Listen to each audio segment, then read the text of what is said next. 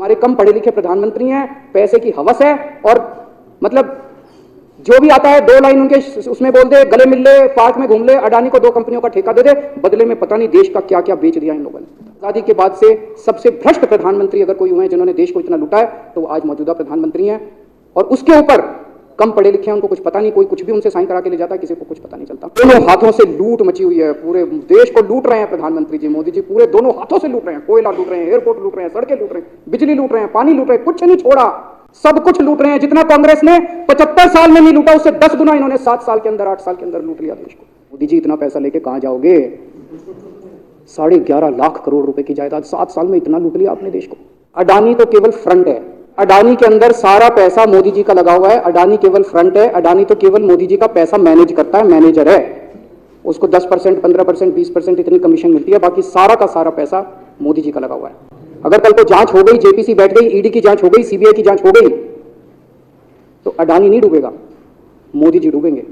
जिस दिन अडानी डूबा उस दिन मोदी जी डूबेंगे। पूरे देश के अंदर ये इतनी गुंडागर्दी मची पड़ी है कि ईडी की रेड करा देते हैं, सीबीआई की रेड करा देते हैं, यहाँ बंदूक रखते हैं, कहते हैं तो फैक्ट्री दे दे और या जेल जा। ये क्या चल क्या रहा है इस देश के अंदर? 1947 से लेकर 2014 तक 67 साल में भारत देश ने, सारी सरकारें जितनी आई सबने मिलकर 55 लाख करोड़ रुपए का कर्जा लिया था भारत सरकार ने।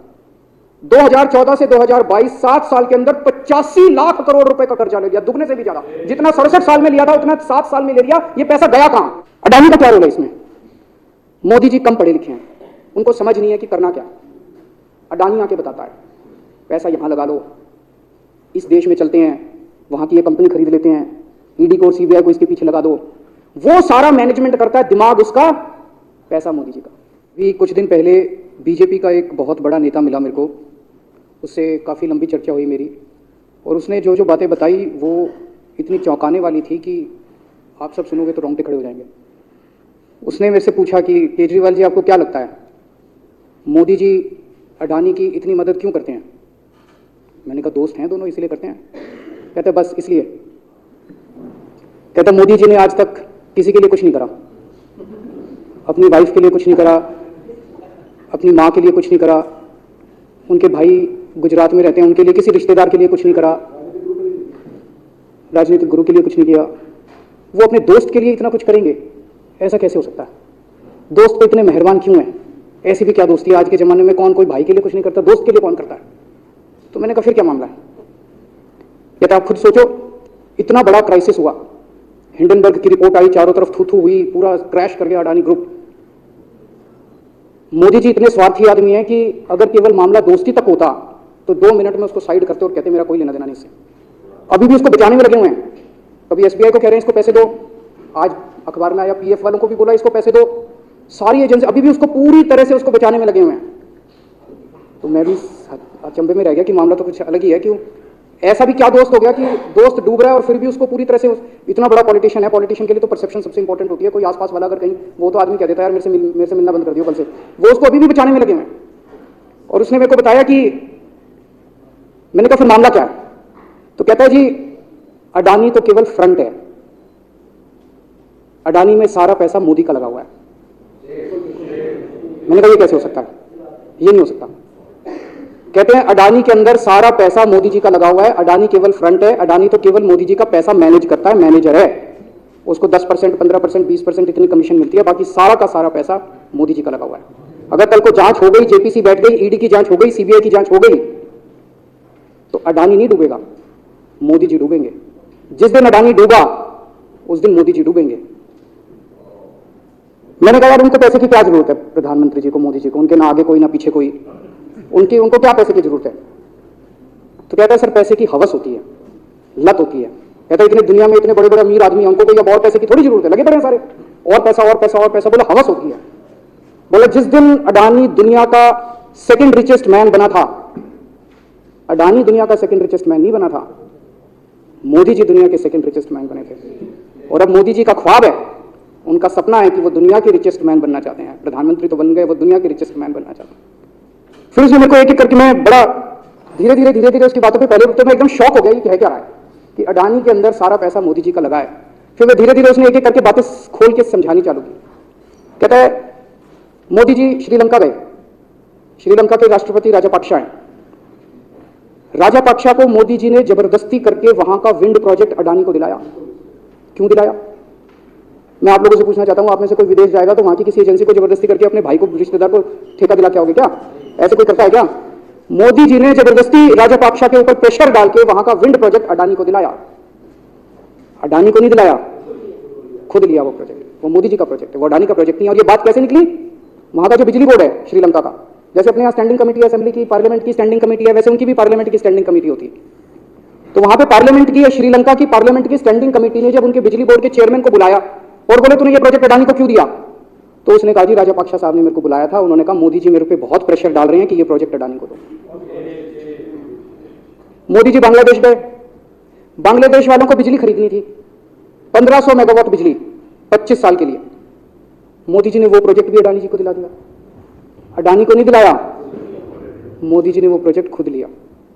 25 साल तक 1500 मेगावाट बिजली खरीदने का प्रोजेक्ट बांग्लादेश का, वो भी मोदी जी ले आए अपने नाम पे। इजराइल गए, इजराइल के साथ भारत ने कई सारे रक्षा सौदे किए, रक्षा सौदे, वो सारे के सारे रक्षा सौदे अडानी को दे दिए।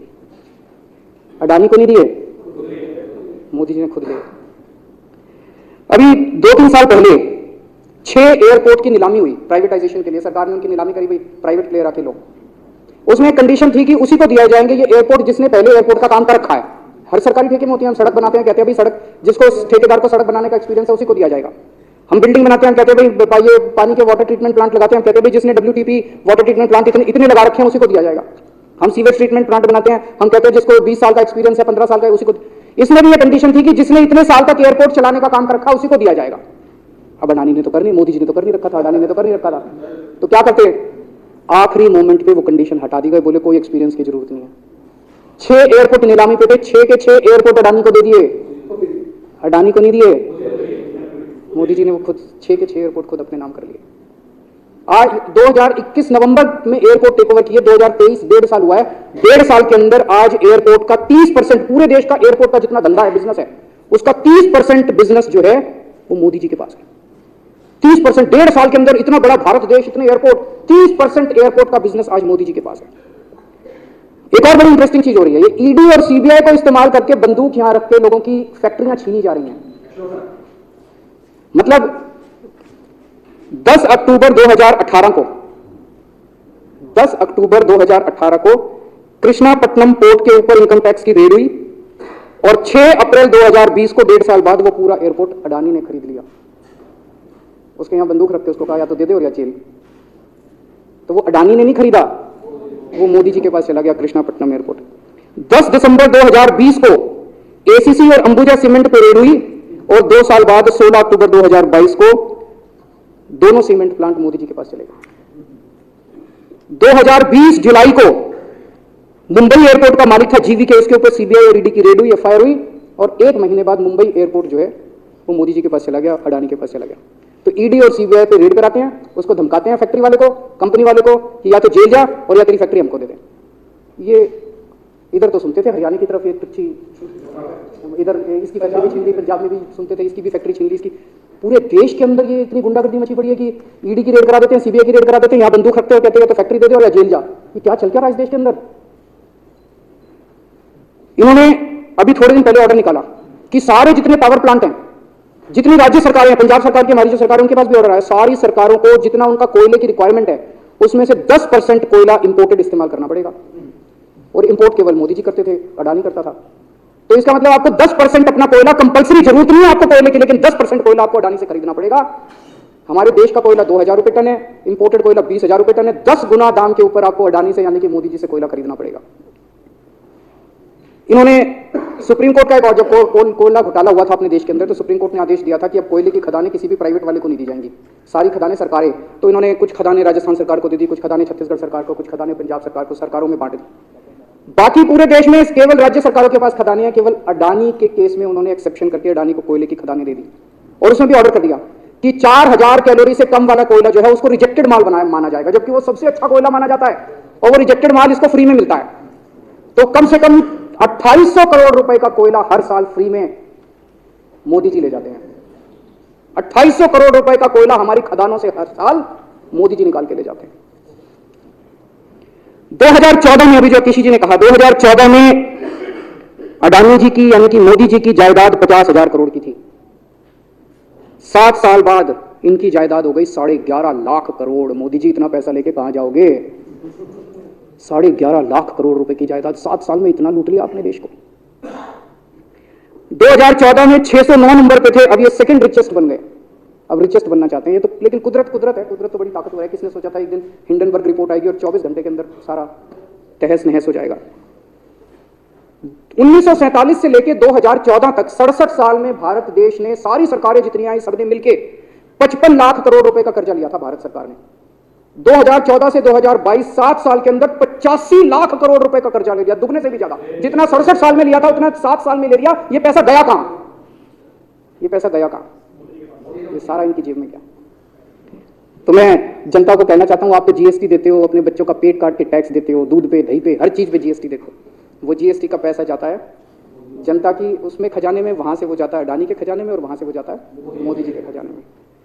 दोनों हाथों से लूट मची हुई है, पूरे देश को लूट रहे हैं प्रधानमंत्री जी, मोदी जी पूरे दोनों हाथों से लूट रहे हैं। कोयला लूट रहे हैं, एयरपोर्ट लूट रहे हैं, सड़कें लूट रहे हैं, बिजली लूट रहे हैं, पानी लूट रहे हैं, कुछ नहीं छोड़ा, सब कुछ लूट रहे हैं। जितना कांग्रेस ने 75 साल में नहीं लूटा उससे 10 गुना इन्होंने 7 साल के अंदर, 8 साल के अंदर लूट लिया देश को। अडानी का क्या रोल है इसमें? मोदी जी कम पढ़े लिखे हैं, उनको समझ नहीं है कि करना क्या। अडानी आके बताता है पैसा यहां लगा लो, इस देश में चलते हैं, वहां की ये कंपनी खरीद लेते हैं, ईडी को और सीबीआई को इसके पीछे लगा दो। वो सारा मैनेजमेंट करता है, दिमाग उसका, पैसा मोदी जी का। उसके बदले में उसको पता नहीं 10%, 15%, 20% कितनी कमीशन मिलती है, लेकिन दिमाग सारा अडानी का है। और मेरे को ज्यादा चिंता इस बात की है अध्यक्ष महोदय, प्रधानमंत्री जी कम पढ़े लिखे हैं, उनको कम समझ में आता है। लोग आके उनको कुछ ना कुछ कहीं भी जाते हैं या कोई विदेश से आता है, उसके जो भी विदेश से नेता आता है या कहीं जाते हैं तो 2 ही कंडीशन होती है। एक तो उसको कहते हैं भाई गले मिल ले, तो फोटो खिंचा ले, गले मिल ले, फोटो खिंचा ले, पार्क में घूम ले, तो वो फोटो खिंचाने के लिए उसको कहा जाता है भी फोटो खिंचा ले, फोटो खिंचाने के। और दूसरा उसको कहा जाता है भी अडानी को ये ठेका दे दे, अडानी को ये ठेका दे दे। और कोई किसी कईयों को कहते हैं तारीफ कर दे, कोई आके कुछ नेता आके कहते हैं ना मोदी जी तो दुनिया के सबसे लोकप्रिय नेता है, उसने क्या लेना देना, मोदी जी दुनिया के सबसे लोकप्रिय, वो आके क्यों कह रहा है? बदले में वो देश, ये जो गोरे हैं ना, बहुत चतुर हैं, बहुत चालाक हैं, ये ऐसे इतने भोले वाले नहीं है कि यहाँ पे आए और कह गए मोदी जी दुनिया के, वो पता नहीं किस किस चीज पे साइन करा के ले जाते हैं, पता ही नहीं चलता बदले में क्या साइन करा के ले जाते हैं। यही हुआ था 17वीं 18वीं सदी के अंदर हमारे देश में। वो ईस्ट इंडिया कंपनी वाले आते थे, उस टाइम के हमारे राजे महाराजा भी ऐसे ही अनपढ़ होते थे, उनको कुछ अकल होती नहीं थी। उनके राज्य, उनके दरबार में आते थे, उनकी तारीफ करते थे, खूब तारीफ करते थे, और पता नहीं किस किस चीज पे साइन करा के ले गए। 100 साल के अंदर पूरा देश अंग्रेजों ने कब्जा कर लिया। वही हाल अब हो रहा अपने देश का कि हमारे कम पढ़े लिखे प्रधानमंत्री हैं, पैसे की हवस है, और मतलब जो भी आता है 2 लाइन उनके उसमें बोल दे, गले मिल ले, पार्क में घूम ले, अडानी को 2 कंपनियों का ठेका दे दे, बदले में पता नहीं देश का क्या क्या बेच दिया इन लोगों ने। बहुत चिंता है हम लोगों को देश की, इस वक्त जिस दौर से देश गुजर रहा है। मुझे लगता है कि आजादी के बाद से सबसे भ्रष्ट प्रधानमंत्री अगर कोई हुए हैं जिन्होंने देश को इतना लूटा है, तो वो आज मौजूदा प्रधानमंत्री हैं। और उसके ऊपर कम पढ़े लिखे हैं, उनको कुछ पता नहीं, कोई कुछ भी उनसे साइन करा के ले जाता है, किसी को कुछ पता नहीं चलता। मैं संजीव झा के प्रस्ताव का समर्थन करता हूं।